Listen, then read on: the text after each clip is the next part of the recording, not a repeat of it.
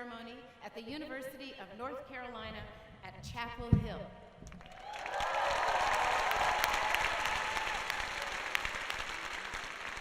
I'd like to ask everyone to join me to stand as we ask Mahari Constant, a vocal performance major, to lead us in the singing of our national anthem.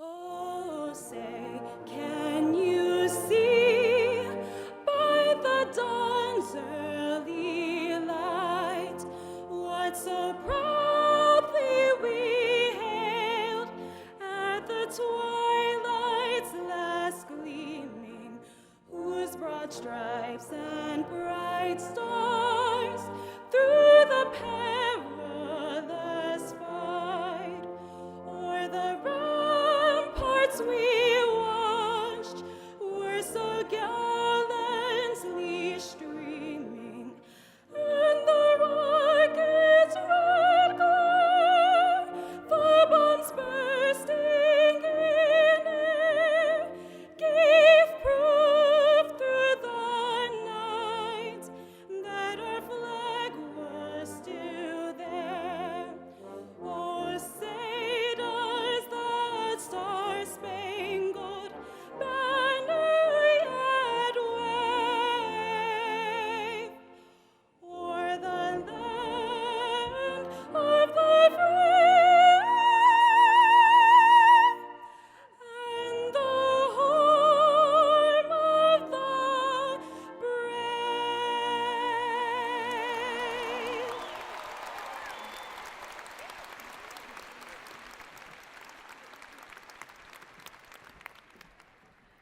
Please be seated.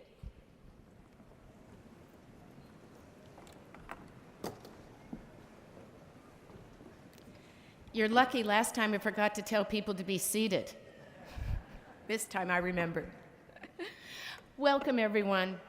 It is so great to see so many accomplished students graduating today and to see your family and friends and faculty here to celebrate. You are what makes Carolina such a great global public research university, and we are all so very proud of you. You know, I woke up this morning thinking, who knows what the future will bring? So why was I thinking that? I thought I'd tell you why that came to mind to me today. I was feeling quite joyful, very optimistic. I was even a little bit excited. Well, it's an absolutely gorgeous weekend in Chapel Hill. My bird feeder was filled with birds of all different sorts, which always makes me happy. The Heels are going to be playing in a very cool bowl game in just a few weeks in Orlando. Last night, I went to a fantastic concert at the CPA by the Steep Canyon Rangers. And this is a group, an award-winning Carolina bluegrass band that started right here when they were students just like all of you at Chapel Hill. On Thursday, Carolina's very own absolutely true blue professor, Dr. Aziz Sanjar, who is an incredible scholar, a teacher, an amazing person, received the Nobel Prize for life-saving discoveries in chemistry.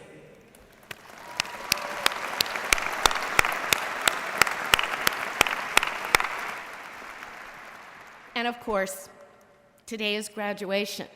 So your future, indeed all of our futures, are very high on my mind today.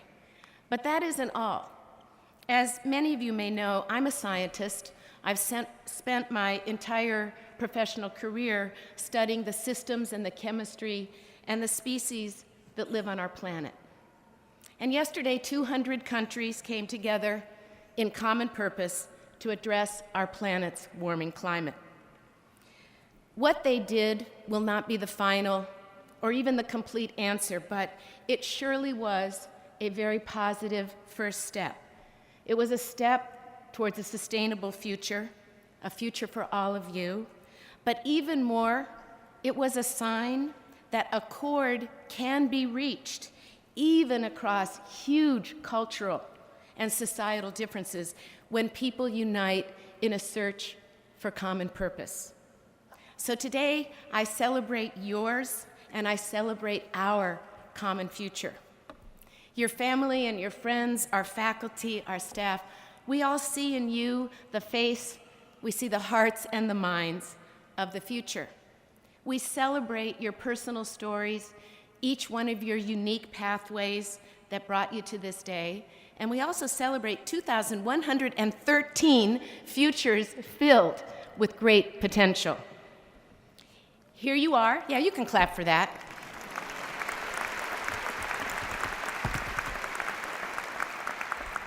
Do remember, this is the Dean Dome, so we're allowed to make lots of noise in here. Yeah. Thank you.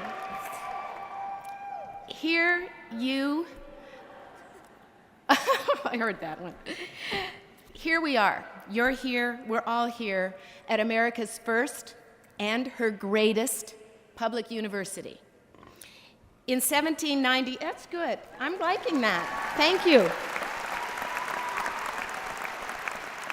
In 1798, the first 7 graduates received their diplomas from Carolina. And that day began the tradition that we're following on this day more than 217 years later. Earlier this fall, we held our inaugural Innovation Summit. For 2 days, I hope many of you were there, Polk Place showcased the creative talents of our students and our faculty and staff. What started as large, closed wooden pods that were wrapped in words describing the global challenges one day opened the next day to reveal Carolina's approach to meeting these grand challenges with innovative and far-reaching solutions. So many of you are already flocking into fields of innovation and entrepreneurship. You're being propelled by a great desire to solve problems. You're looking to create effective and creative solutions, building new industries, and innovating older ones. When I look out at all of you, members of what may become America's greatest innovation generation yet, I celebrate that. You're going to help America embrace the change that is happening faster than it ever has before. And this change, the change we need to create, has to occur at the very speed of the innovation we see. You're going to extend Carolina's reach and its impact from the old well to the edges of the world. Here at Carolina, we're in the business of fostering human potential. And we're in the business of imagining well beyond the present. You, our graduates, are the best example of everything we aspire to achieve. You've grown up digitally native. You're not just open to change, but you demand it. You're looking to create impact on the world much faster than previous generations have. Knowledge is exploding around you. New fields are being created, and new ways of learning are becoming better understood. Today's commencement speaker, professor and biologist Kelly Hogan, is the perfect example of the power of one person to change forever how we teach and how you learn. You're also part of a community that has been and will continue to be deeply committed to service, to social justice, to questioning the decisions of past generations in order to forge a future that will meet your own generation's beliefs and values. Like countless Carolina graduates who have come before you, I know that you're not going to settle for the status quo, but you're going to push for advances that take place across the spectrum of human endeavor. And you already are making a difference.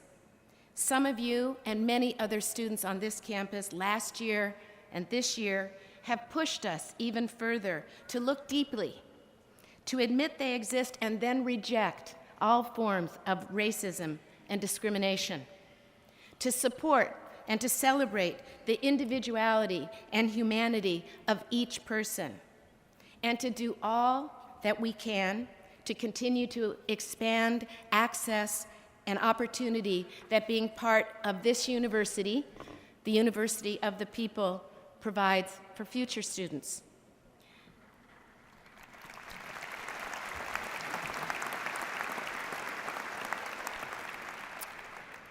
Upon graduating, you have a grand purpose and you have an even grander responsibility. And I ask you to think about that today, especially in the very minutes when you're celebrating and we're celebrating accomplishment. Your purpose, your responsibility is to live your life with integrity and resolve. It's to use all that you have been given to create a better future not only for yourself, but for others, especially those who have not had your advantages. And it is also to remember with humility and with gratitude that you never have nor will accomplish anything without the help of others. I believe, I know your faculty, your family, your friends who have supported you on this long journey all believe that you're going to do just that. So today, we're going to recognize that work and the determination of 2,113 students who either graduated in August or will be receiving today, degrees today. 974 amazing undergraduates, 802 very hardworking master's students, 18 professional students determined to change the world, 33 certificate recipients who worked hard to get those certificates, and 286 game-changing doctoral students.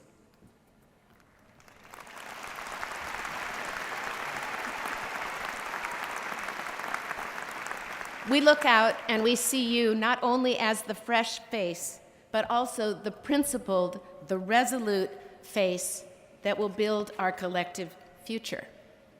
And I'm very honored, especially, to recognize amongst our graduates today military veterans and active duty personnel, and that includes brand new ensigns and second lieutenants in the Army, the Air Force, the Navy, and the Marines. And I'd like to ask all of our active duty and veterans to please stand and be recognized.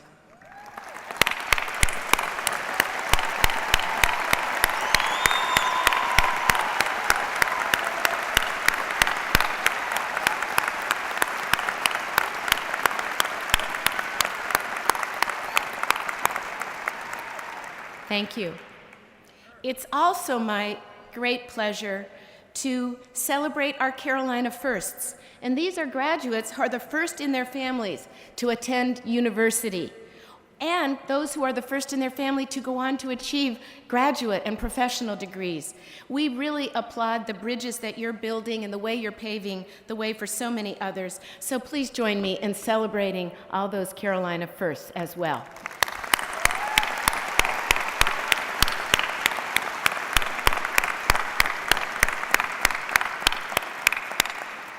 It's now my pleasure to introduce my distinguished colleagues who are with me on the platform today. They believe, like I do, in your promise and your great potential. I'm going to call out their names and ask them to stand and remain standing, but I'm going to ask you to please hold your applause until I have recognized everyone. James Dean, Executive Vice Chancellor and Provost. Winston Crisp, Vice Chancellor for Student Affairs. Bruce Cairns, Chair of the Faculty and the John Stackhouse Distinguished Professor of Surgery and Director of the North Carolina J.C. Burns Center. Chris Derrickson, Assistant Provost and University Registrar. He's the one that made sure your grades all got in.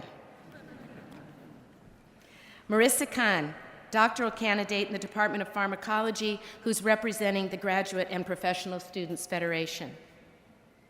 It's also my great pleasure to recognize Professor and Department Chair of Biochemistry and Biophysics, Dr. Leslie Parisi. Where's Leslie? Standing. Thank you. I just want to tell you, she's the acting faculty marshal for today's ceremony. She's also the chair of Dr. Sanjar and returned early this morning from the Nobel Prize ceremony to be with us today. Thank you all for taking part in this ceremony. We are also very honored to have with us today Tom Ross, President of the University of North Carolina. Please welcome him.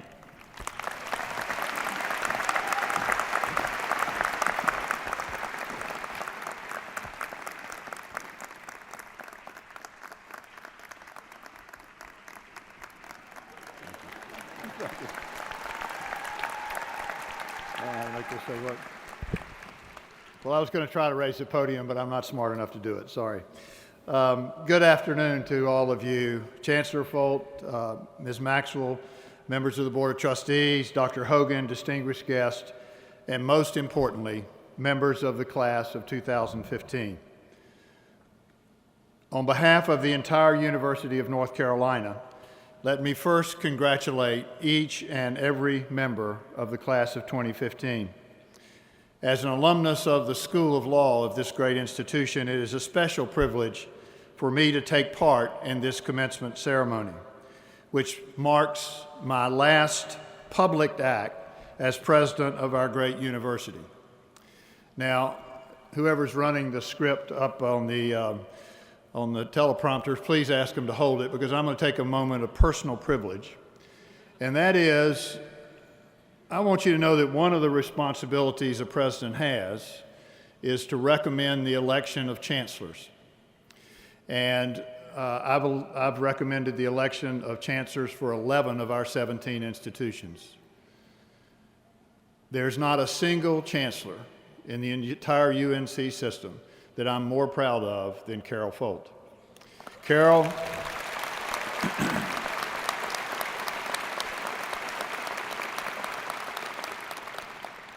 Carol has come into the seat of Chancellor of this great university during some difficult times, and she has handled her position extremely well, with great judgment, good decision-making, and an infectious, energetic personality.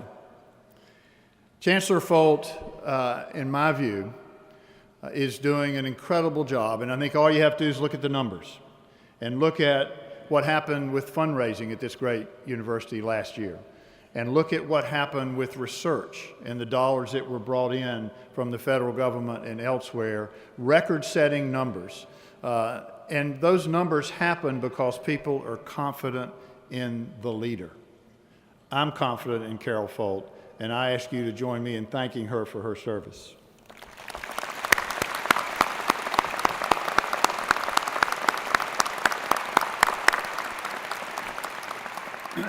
Now, I also want to join, you can start back now, I'm ready. Allow me also to join Chancellor Folt in offering special greetings to the families, parents, grandparents, siblings, and close friends of this terrific group of students seated before me, and to the faculty, students, staff, trustees, and alumni who have joined us today.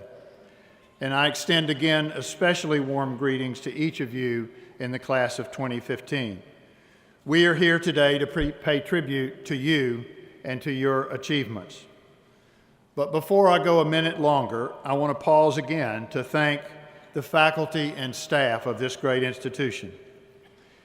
If it were not for each of the members of this faculty and their colleagues, and if it were not for the staff of this great institution, all of you receiving your degrees this morning would not have received the world-class education that you have received, and you would not be about to enter the world possessed with the intellectual and emotional ability to conquer all that comes.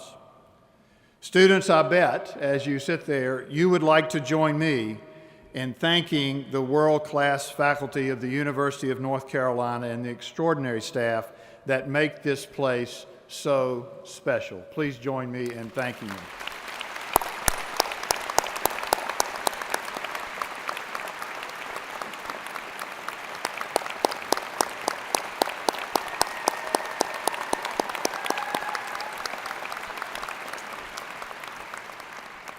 Now, back to the degree candidates here today.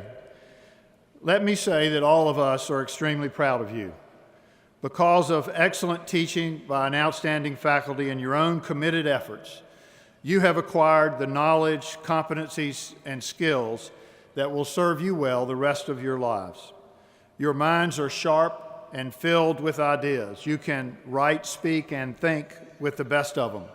You are prepared to engage globally and locally, and you are truly ready to tackle all of the many adventures, opportunities, and challenges life will bring to you. I am hopeful and confident that each of you will be successful. Some of you as doctors or lawyers, some as entrepreneurs, some working in nonprofits, some as CEOs, and some making life-changing or life-saving discoveries. I'm equally hopeful and confident that each of you will strive to make life better for others, that you will work to improve the community in which you live, and that you will do all you can to contribute to the common good and a better world. My desire and wish is that each of you will live your life going forward in a manner that matters, that makes a positive difference. So I urge you to go forth, do well, and do good. I close again by extending my best wishes and heartfelt congratulations to each of you graduates on this wonderful day, and I thank you for allowing me to share it with you. Thank you.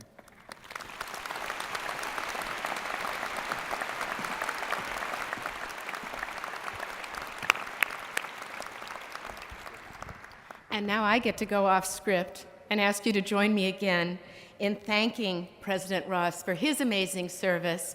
He's a proud Carolina alum, and he is also a proud member of our School of Government faculty. Thank you.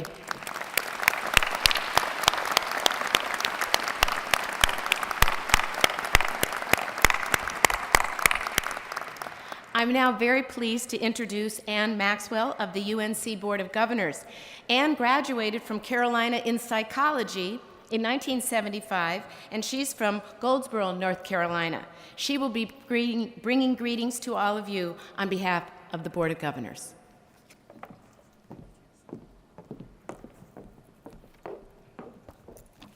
President Ross, Dr. Hogan, Chairman Stone, Chancellor Folt, Provost James Dean, Faculty Chairman Carnes, Deans, distinguished guests, graduates, families, and friends.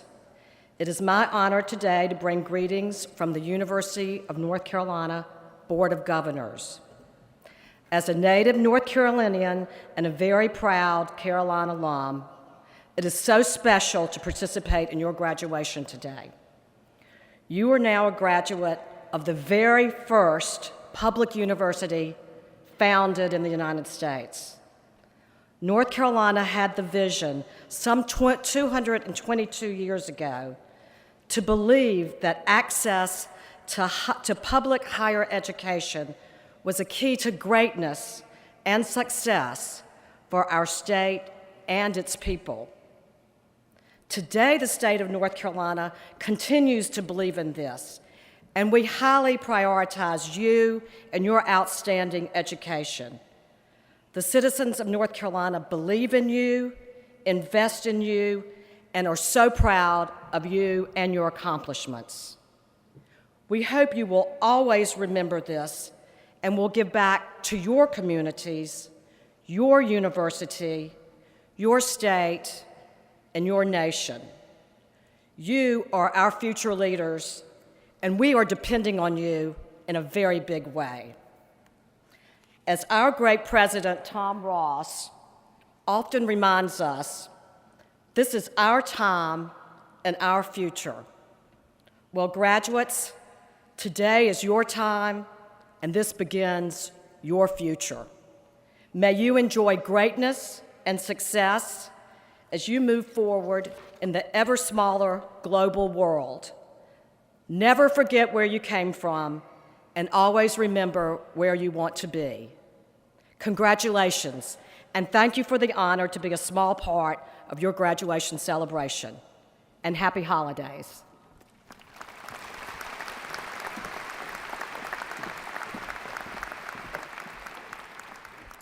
Thank you, Ann. I'm now very pleased to introduce the chair of the Board of Trustees of the University of North Carolina at Chapel Hill, Dwight Stone. Dwight graduated from Carolina with a history degree in 1973.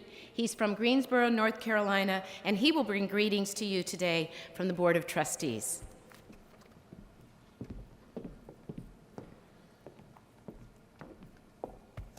Thank you, Chancellor. I'm honored to offer congratulations to our newest graduates and to their family and friends.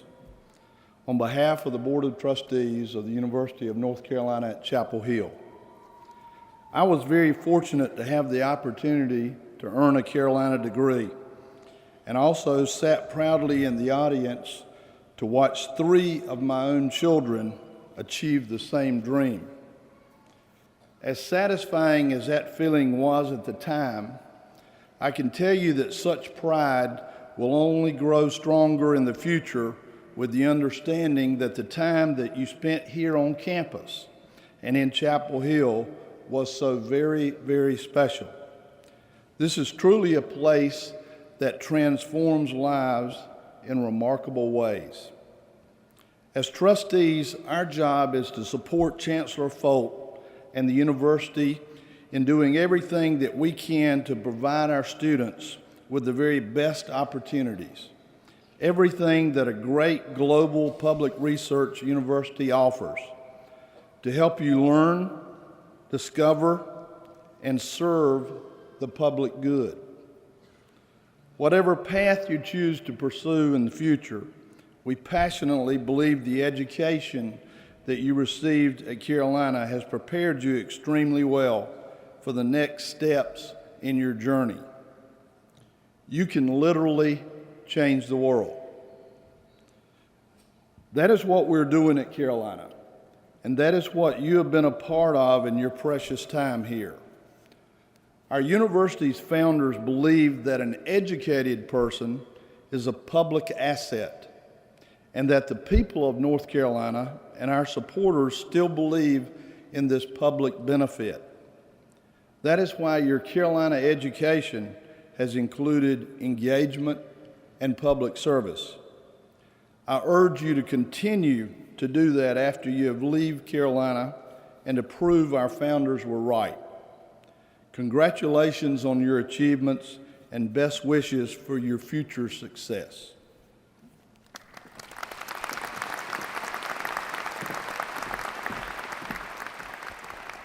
Thank you, Chair Stone.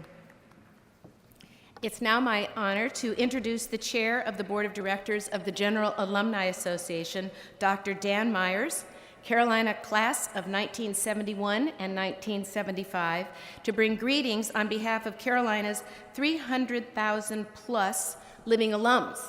And just for fun fact, that means that about 1 in 1,000 Americans went to UNC-Chapel Hill, and a considerably larger fraction of college graduates came right here from this university.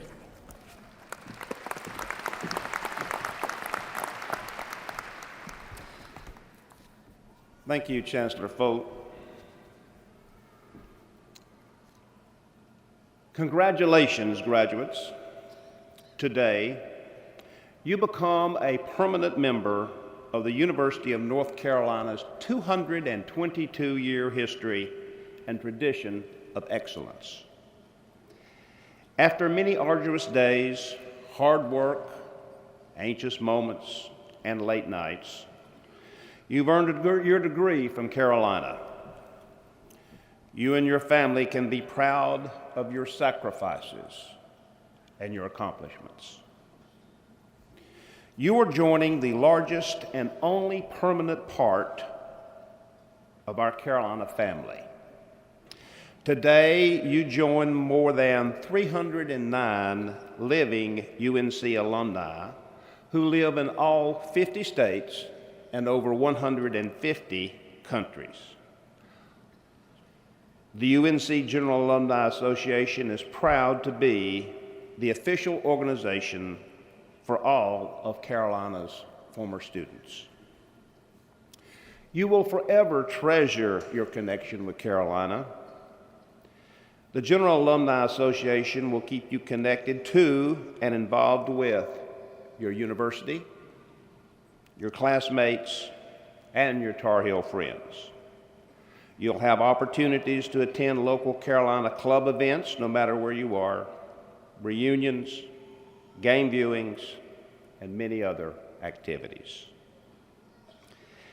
Our award-winning bi-monthly Carolina Alumni Review, our social media, and websites will keep you regularly informed and engaged. The General Alumni Association's online alumni directory is a much valued and frequently used resource. We encourage you to take advantage of our networking opportunities and our excellent career service program. From this day forward, no matter where you live, please keep the GAA updated with your address. Again, on behalf of the Carolina alumni, the General Alumni Association extends congratulations to each of you for a job well done. Thank you.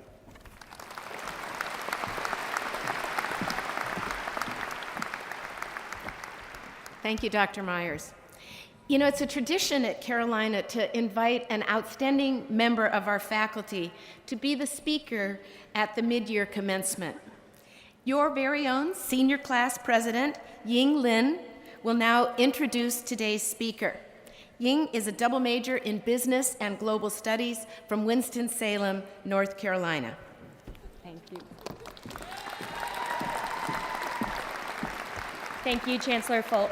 Good afternoon, UNC Class of 2015 December graduates. It is my pleasure to introduce our speaker today, Dr. Kelly Hogan. Many of you might know her from taking one of her Bio 101 courses. Others know of her as the better half of the dynamic Hogan duo with her husband, Dr. Brian Hogan, who is also a professor here. Dr. Kelly Hogan is the Director of Instructional Innovation for the University of North Carolina at Chapel Hill's College of Arts and Sciences, and the Senior STEM Lecturer in the college's Biology Department. Currently, Dr. Hogan is implementing groundbreaking teaching methods that will make large introductory science courses more structured and interactive.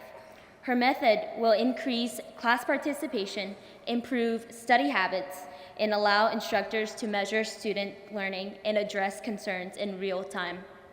The effectiveness of her teaching methods has received national attention in publications such as the New York Times, the Atlantic, and the Washington Post. Her teaching has impacted her students beyond the UNC community.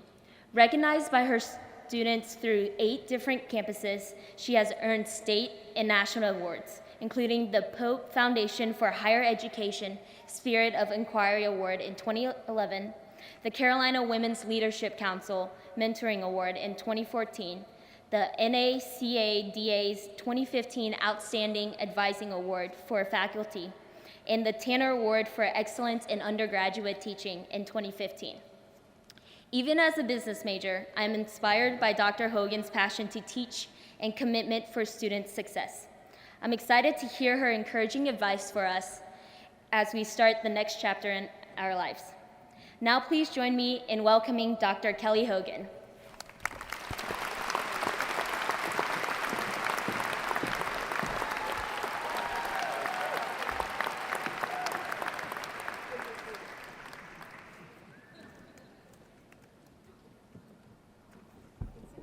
There we go. Technology, we got it. Oh, you got it. Yep. Good afternoon, everyone. Before I get started today, I'd like to ask anyone with a smartphone to take it out and keep it within reach. I'll be asking you to use it in just a moment.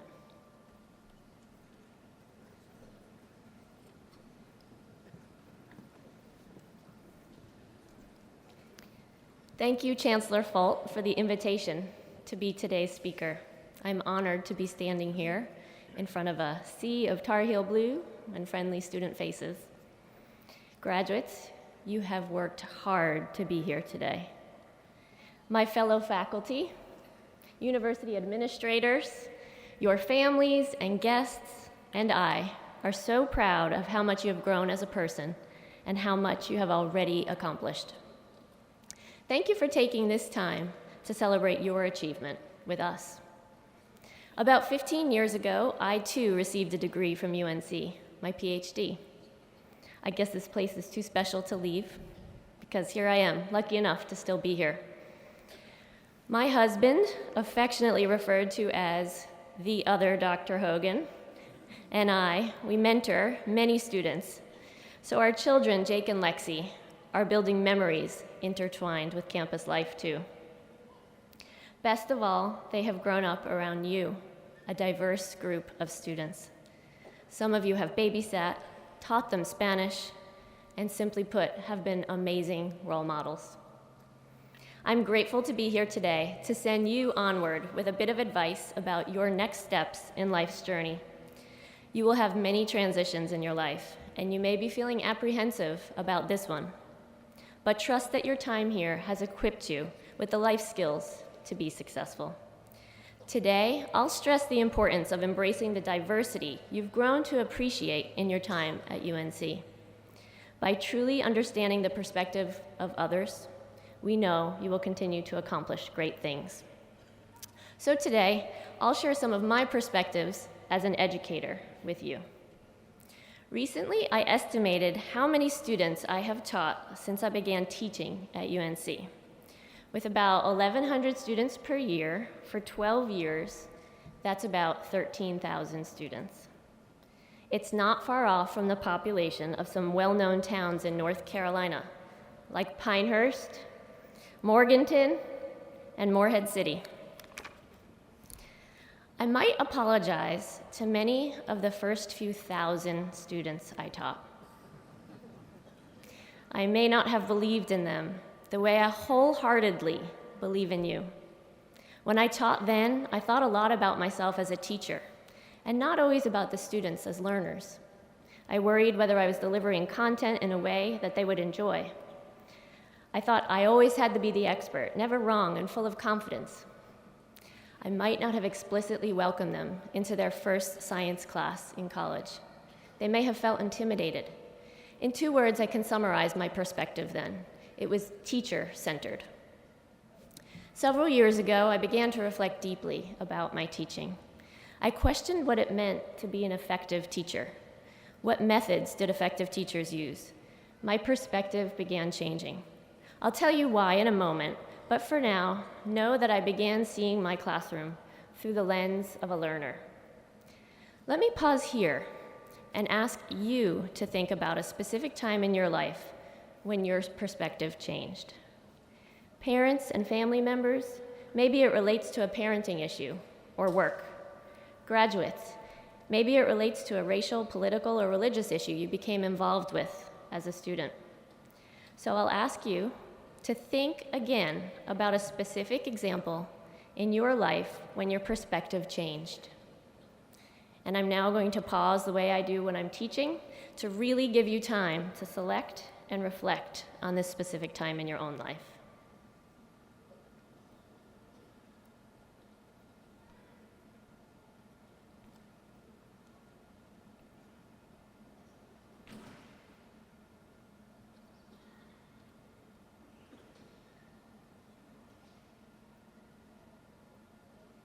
Silence.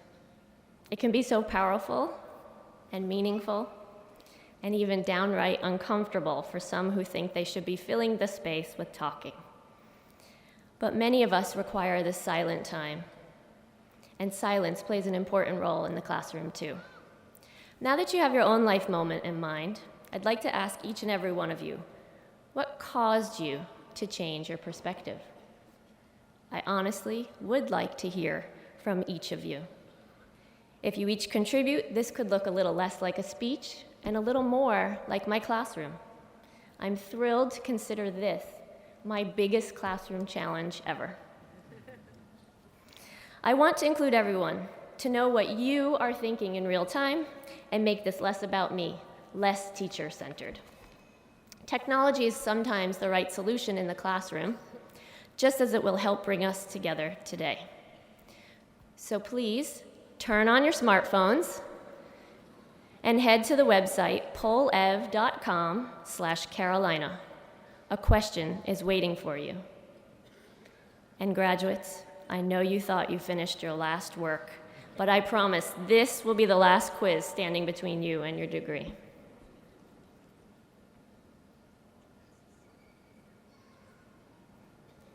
When you get there, please answer the question, what was most important in causing your change of perspective?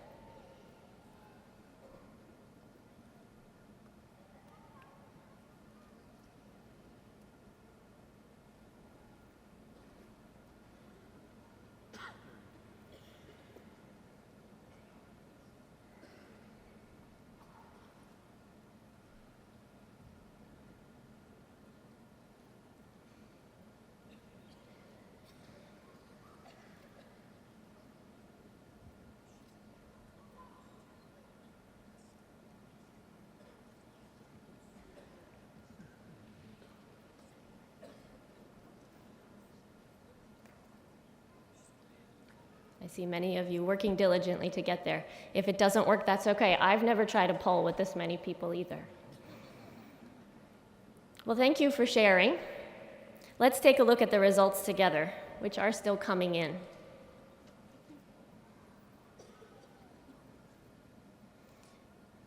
We can see the different choices that people have chosen in this room live today, and your responses show that perspectives change in many ways. All of these played into why my perspective as a teacher changed. But I'm going to focus on the first two choices that we have up there. So first, data and evidence.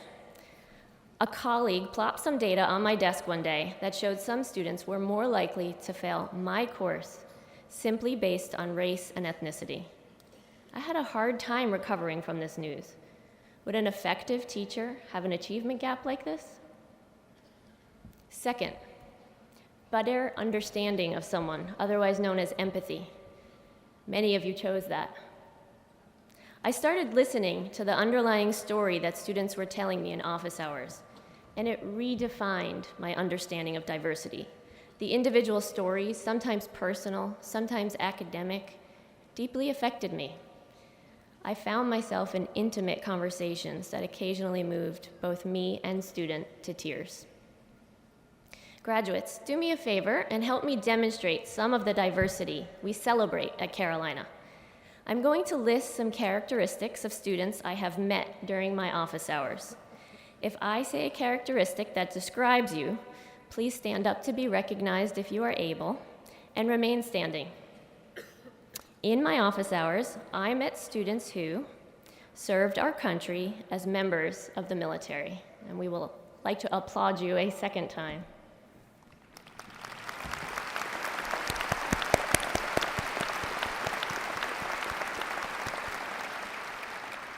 Remain standing. Were first in their family to attend college.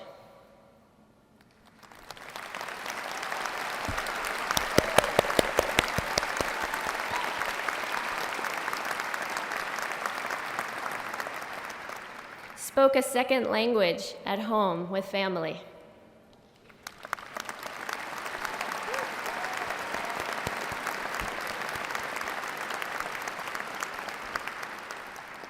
Identified as persons of color.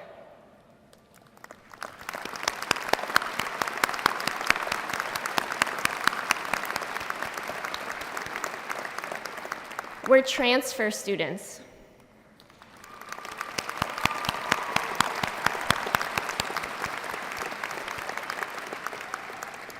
Worked a job to help pay for their education.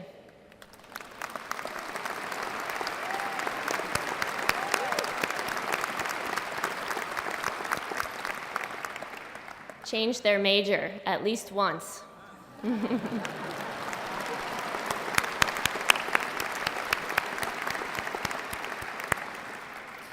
Came from families where college was the expectation.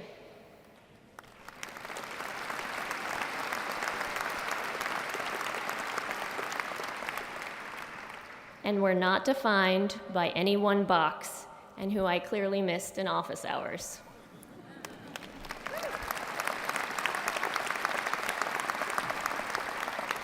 Thank you. We celebrate all of these student experiences and many more. Congratulations.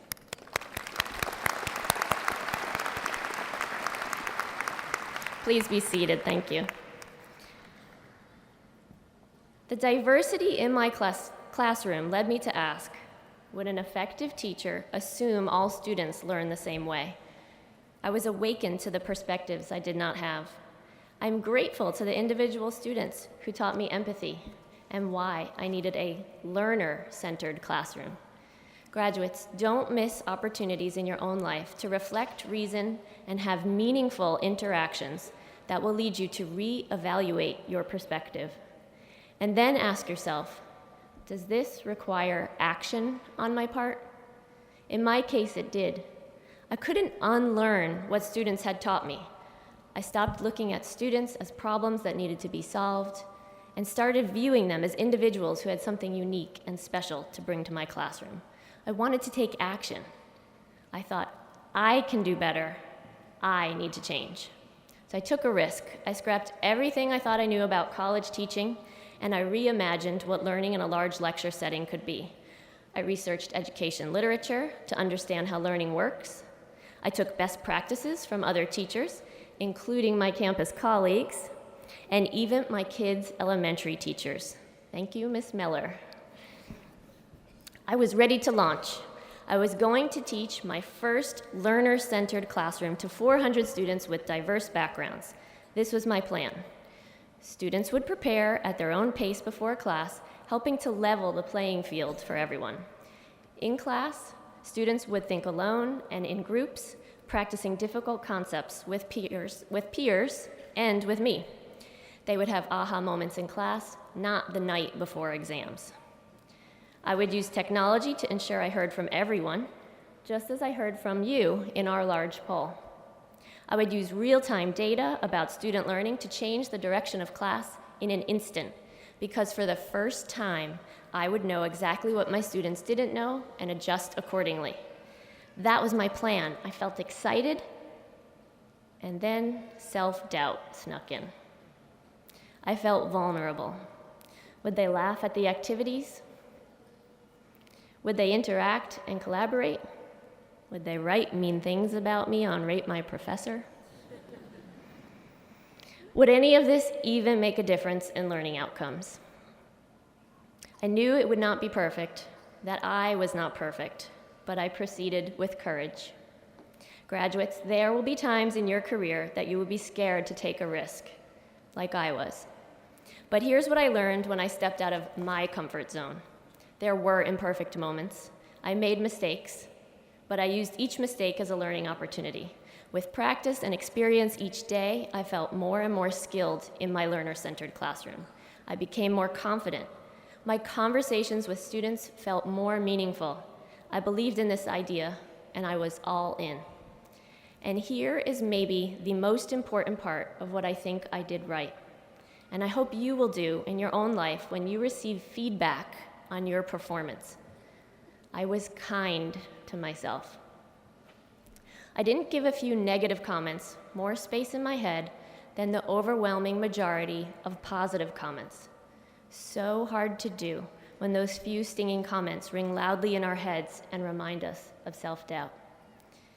Graduates, it may not be obvious to you yet, but when you take a risk, you also set yourself up for life's great rewards. Not only did I get to experience personal wins for individual students, I had data and evidence that my new perspective and teaching methods were working. All students were achieving more than students in my previous lecture course. All students reported an increased sense of community in the classroom. But recall there were certain student groups I had hoped to level the playing field for, and I did. Achievement gaps were narrowed for underrepresented minorities.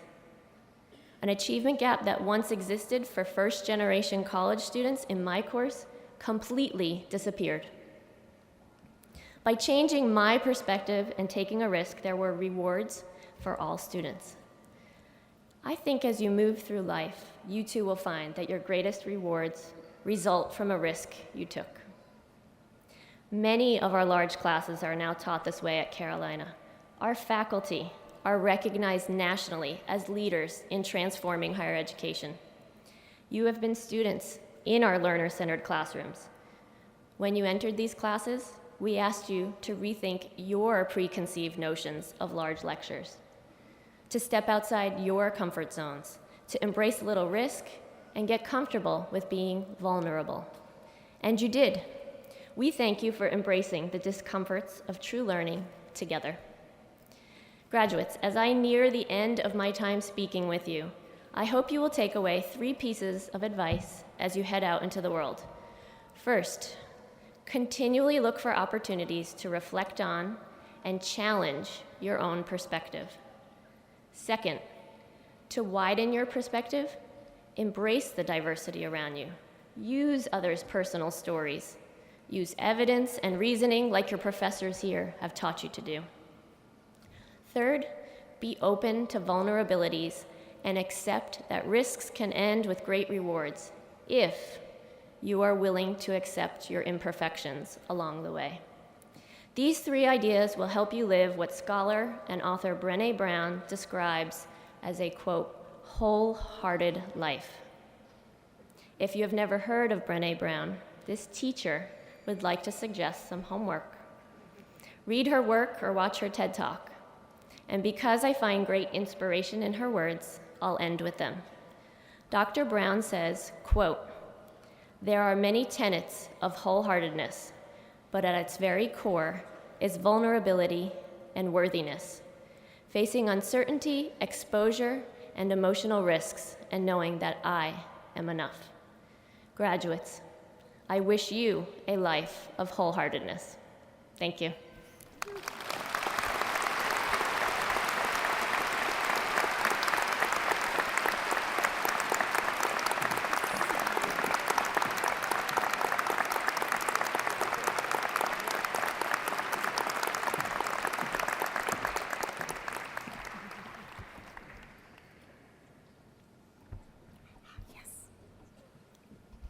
Thank you, Professor Hogan.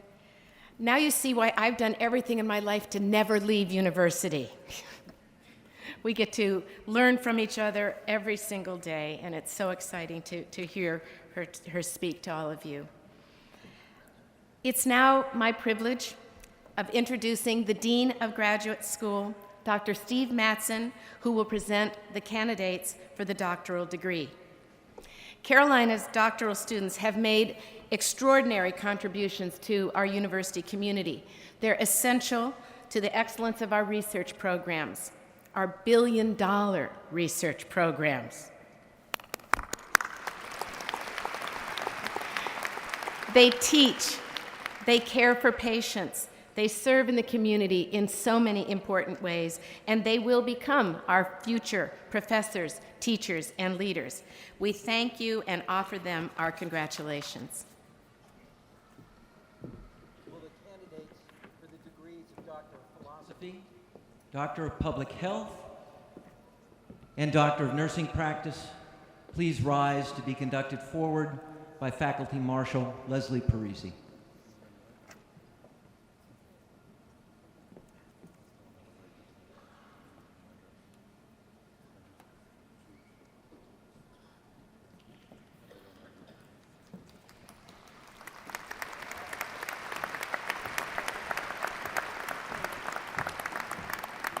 Ming-Hui Liu, Doctor of Philosophy in Statistics and Operations Research.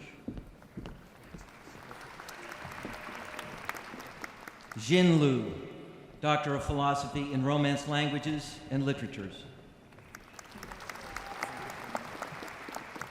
Eduardo Valverde, Doctor of Public Health and Public Health Leadership.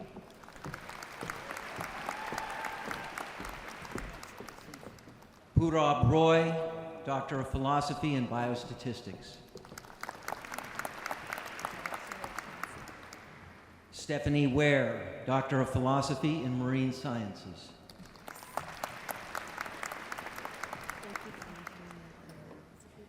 Vinal Lakhani, Doctor of Philosophy in Bioinformatics and Computational Biology. And a lot of family members in the audience. Grace Silva, Doctor of Philosophy in Bioinformatics and Computational Biology.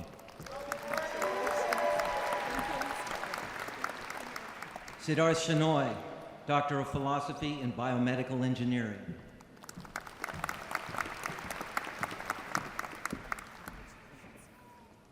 Sarah Eileen Claypool, Doctor of Philosophy in Pharmaceutical Sciences. Adam Friedman, Doctor of Philosophy in Pharmaceutical Sciences.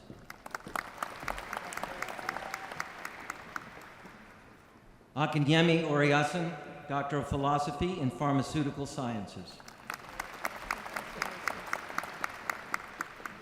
Paul Henry Brodish, Doctor of Philosophy in Public Policy. Julia Gettings, Doctor of Philosophy in Pathology. Sean Gidcombe, Doctor of Philosophy in Materials Science. Lawrence Scholl, Doctor of Philosophy in Health Behavior. Raquel Azevedo Silva, Doctor of Philosophy in Environmental Sciences and Engineering. Stephen Lipman, Doctor of Philosophy in Epidemiology. Jenna Bone Honeycutt, Doctor of Philosophy in Microbiology and Immunology. Melissa Ellerman, Doctor of Philosophy in Microbiology and Immunology. Kate Coleman, Doctor of Philosophy in Genetics and Molecular Biology. Christopher Brian Garrett, Doctor of Philosophy in Biochemistry and Biophysics. Yangyab Choi, Doctor of Philosophy in Biostatistics. Brian Gibbs, Doctor of Philosophy in Cell and Developmental Biology. Scott Coy Vu, Doctor of Philosophy in Biomedical Engineering. Brad Hamill, Doctor of Public Health in Biostatistics.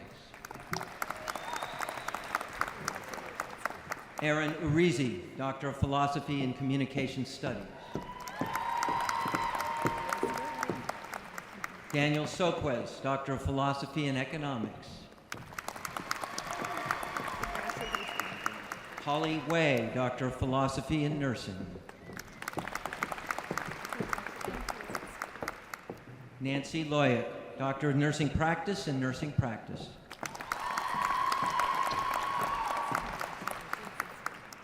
Megan Brissy, Doctor of Nursing Practice in Nursing Practice.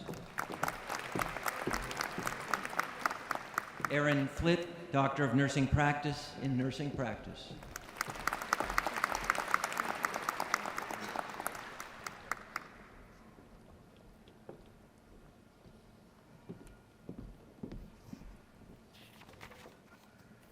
Thank you, Dean Mattson. Please join me in applauding the achievement of these wonderful doctoral candidates.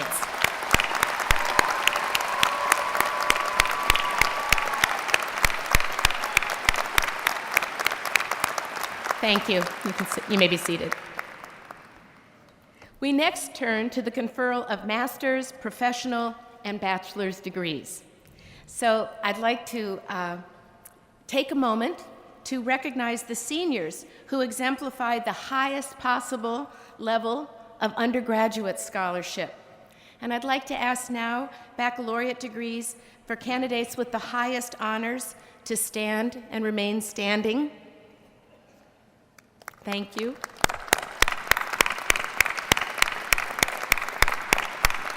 That's right, don't be shy.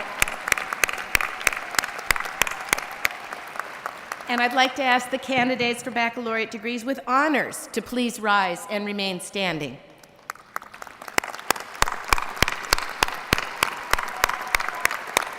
Congratulations to every one of you on that outstanding achievement.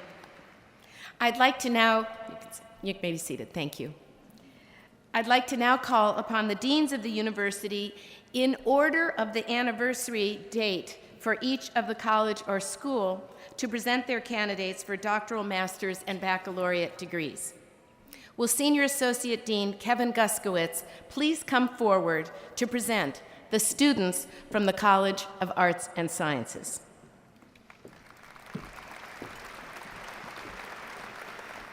Chancellor Folt, I am pleased to present to you the candidates for Doctor of Philosophy, Master of Arts, Master of Art in Fine Arts, Master of City and Regional Planning, Master of Science, Bachelor of Arts, Bachelor of Fine Arts, Bachelor of Music, and Bachelor of Science. Will these students please rise?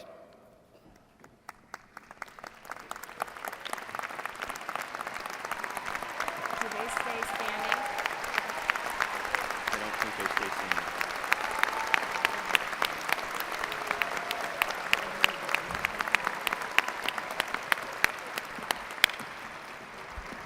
You may be seated. We will finally confer that degree in a couple moments. So stay here. I'd like to ask Dean Martin Brinkley to please come forward to present the students from the School of Law. Chancellor Folt, I'm pleased to present to you the candidate for Master of Laws. Will Hendra Prabandani please rise?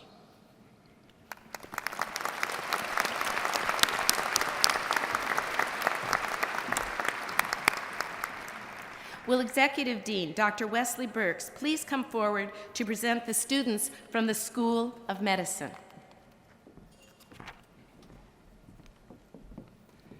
Chancellor Folt, I'm pleased to present to you the candidates for Doctor of Audiology, Doctor of Medicine, Doctor of Philosophy, Master of Physical Therapy, Master of Science, Bachelor of Science in Clinical Laboratory Science, and Bachelor of Science in Radiologic Science. Will these students please rise?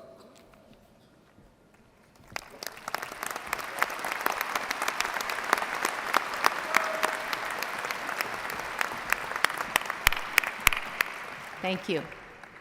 Will Dean Bill McDermott please come forward to present students from the School of Education?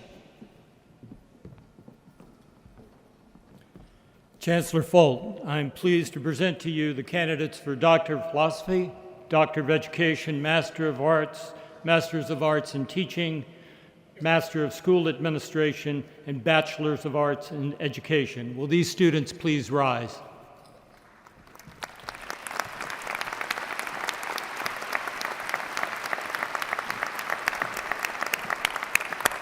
Thank you. Thank you. Will Executive Associate Dean Pamela Joyner please come forward to present the schools from the Eshelman School of Pharmacy?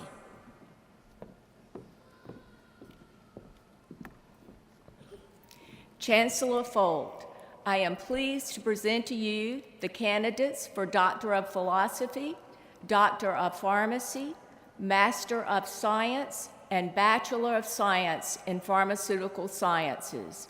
Will these students please rise?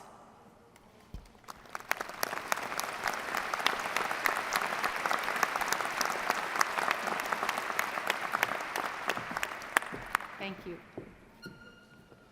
Will Dean Doug Shackelford please come forward to present the students from the Keenan Flagler Business School? Chancellor Folt, I am pleased to present to you the candidates for Doctor of Philosophy, Master of Accounting, Master of Business Administration, and Bachelor of Science in Business Administration. Will these students please rise?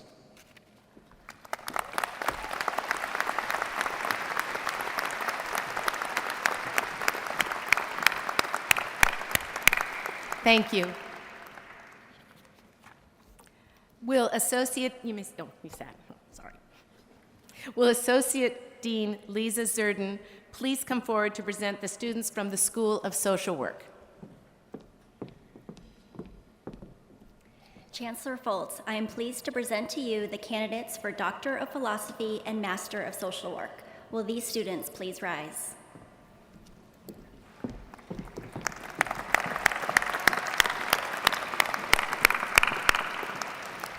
Will Dean Susan King please come forward to present the students from the School of Media and Journalism? Chancellor Folt, I am pleased to present to you the candidates for Doctor of Philosophy, Master of Arts, and Bachelor of Arts in Media and Journalism. Will these students please rise?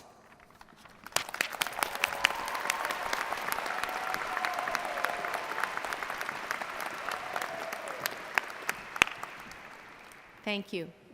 Will Dean Gary Marcinini please come forward to present the students from the School of Information and Library Science? Chancellor Folt, I am pleased to present to you the candidates for Doctor of Philosophy, Master of Science in Library Science, and Bachelor of Science in Information Science. Will these students please rise?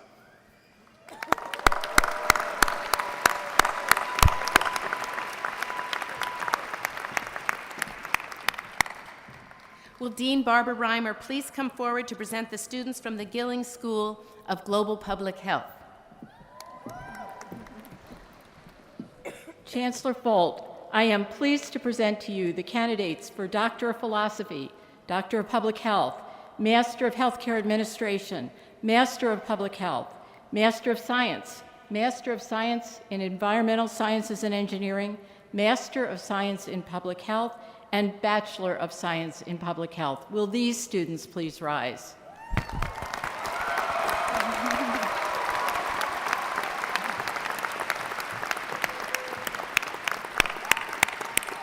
Thank you. Will Dean Jane Weintraub please come forward to present the students from the School of Dentistry?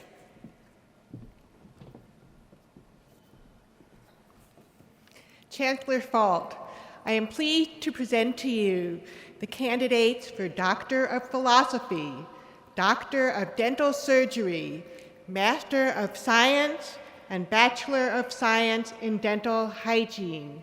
Will these students please rise?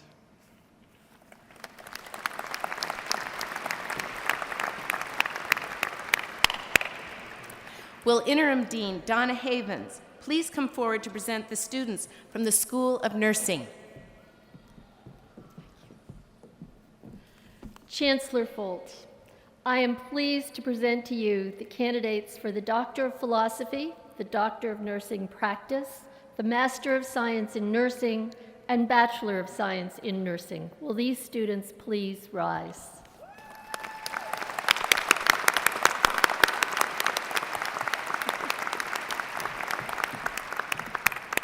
Thank you. Will Dean Mike Smith please come forward to present the students from the School of Government? Chancellor Folt, I'm pleased to present to you the candidates for Master of Public Administration. Will these students please rise and remain standing?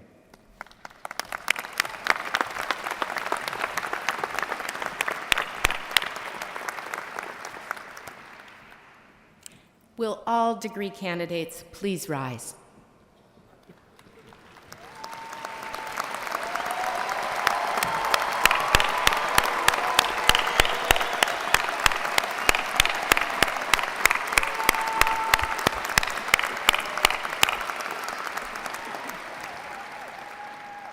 This is it.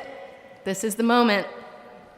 By virtue of the authority vested in the University of North Carolina, by the state of North Carolina, and by the university entrusted to me, I hereby confer upon you the degree for which the faculty has certified you, together with all the rights and privileges thereunto pertaining, effective December 31st, 2015, and I offer you my warmest congratulations.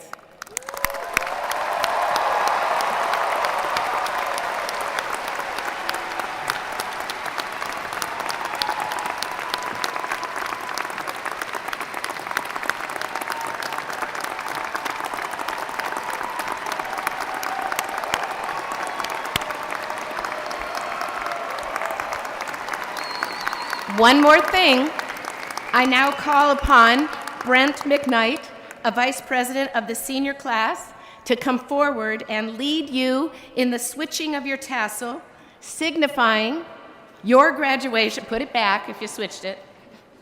Signifying your graduation from the University of North Carolina at Chapel Hill.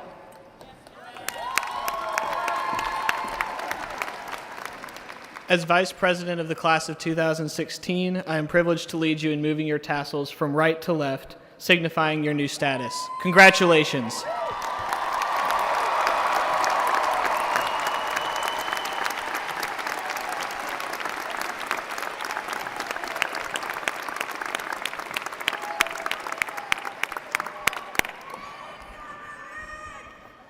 Please be seated.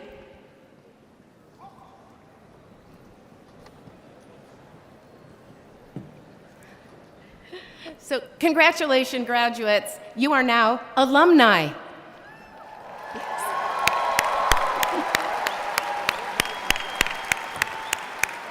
And forever will be. This past August, I had the greatest fortune to attend a historic conference on theoretical physics in Stockholm, Sweden. It was organized by one of our own physics professors, Laura Mersini Houghton. It brought together some of the biggest thinkers of our time, including Professor Stephen Hawking, a man with a powerful intellect who has lived with ALS for more than 50 years. While his physical capacities are severely restricted, his intellectual capacity, his purpose, his humor, and his pursuit of the grandest challenges are boundless. I really wish that everyone, particularly students, had had the opportunity I had to be with him. And I want to take a moment to share 3 potent images that I carry from that day. First, it is so clear from watching Stephen Hawking that while finding truth is wonderful, the real passion, what sustains and what actually drives Stephen Hawking, comes from asking the right questions and debating all possible solutions. The scientists there are not at all shy about disagreeing. I saw them debate very fiercely for long periods of time. And even when we thought they'd resolved an issue, they would open it again the very moment that new evidence or a new way of thinking about the problem arose. Their greatness comes from being always open to new perspectives. And it's so important that we always remember that. Second, Professor Hawking is the absolute perfect example of a person who never lets anyone else's opinions about him affect his own belief in himself. Even as his body slows, he continues to fight, to live, and to grow. Because of this spirit that he carries and his belief in himself against every single odd imaginable, he has and continues to shape our world's understanding of the greatest mysteries of the universe. UNC School of Media and Journalism has a new motto: start here, never stop. And I think that describes him so well, and I think it's a motto for all of us to live by. But finally, watching Stephen Hawking, as I did, I realized that a passion for truth, that complete and utter passion for finding truth, is the greatest of all energy drinks. And why do I say that? I watched this man. At this point, Professor Hawking can only move his eyes and his jaw. That's his full range of motion. Yet he fills a room with his energy and his enthusiasm. I watched him spend long hours presenting papers with mind-twisting debate, and still, after that, go to dinner. Dinner started with several scientists, a number of them being Nobel Prize winners, asking him to explain his ideas in more detail. And I cannot even describe the amount of effort it takes for him to craft and produce an answer. 3 hours later, it was a long dinner, I won't ever forget the scene of Stephen sitting with 1998 Nobel laureate Ger Tuft. They had their heads together, head to head, and they were still talking. They were still debating. They reminded me of two young graduate students after an all-nighter, scribbling equations on the board. That energy, that complete devotion, and that belief in life is what he carries. And I think it's something that we all, too, can learn from. I told you that I started my morning thinking, you don't know what the future will bring. And I still don't know.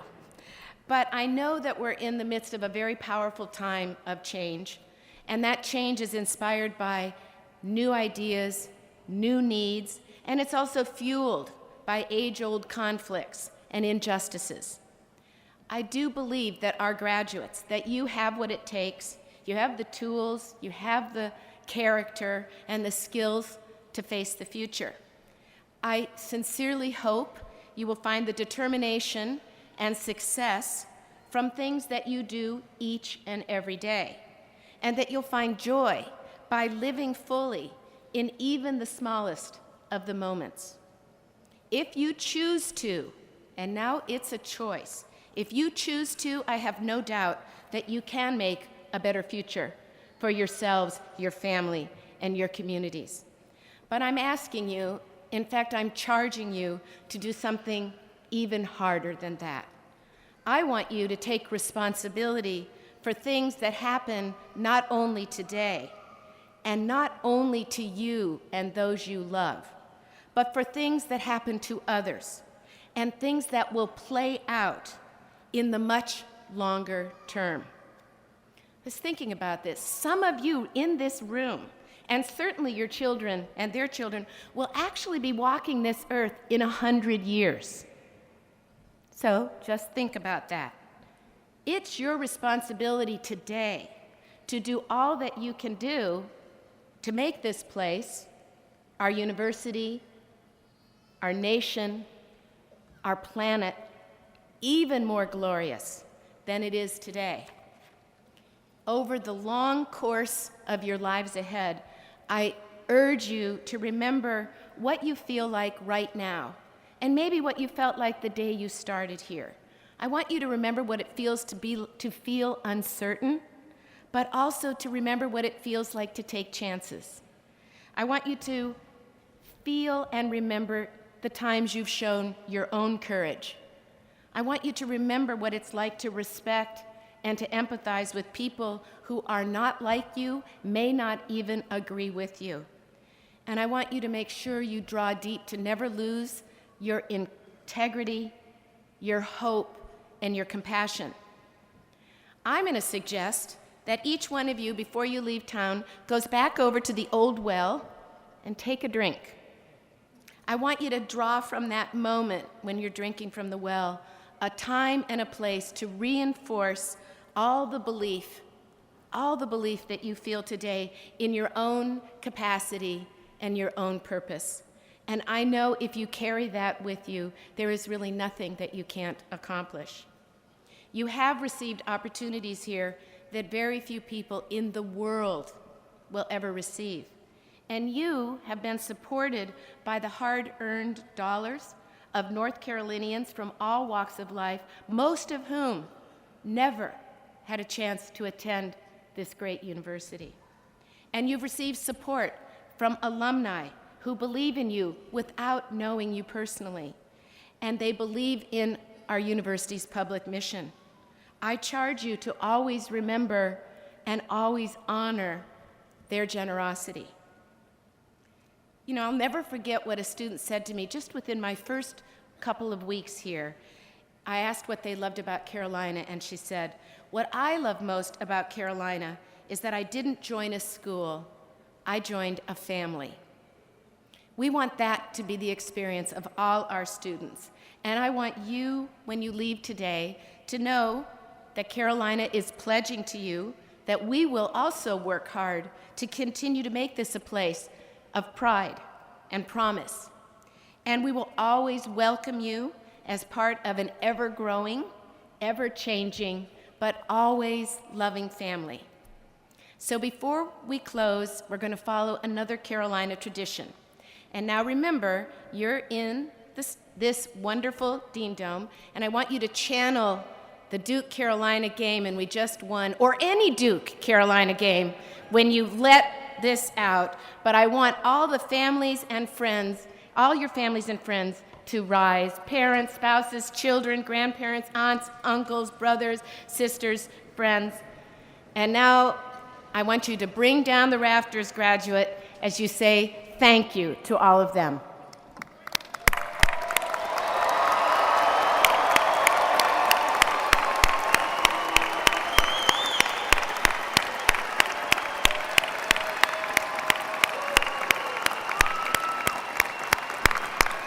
I see the assist going on there. There's a lot of assists up there in the crowd.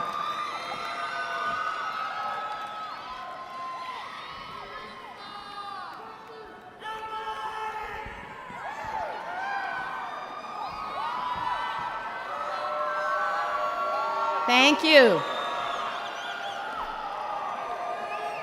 Okay. I think you're being challenged to say thank you again. Louder. That's better.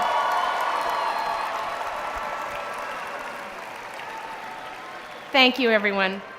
I'd like you to join me also in thanking the director of the University Band, Jeffrey Fuchs, your fellow student musicians for their music today, our student marshals for their work, and for the Carolina staff who basically work all night long to make this stadium ready for this event. Thank you.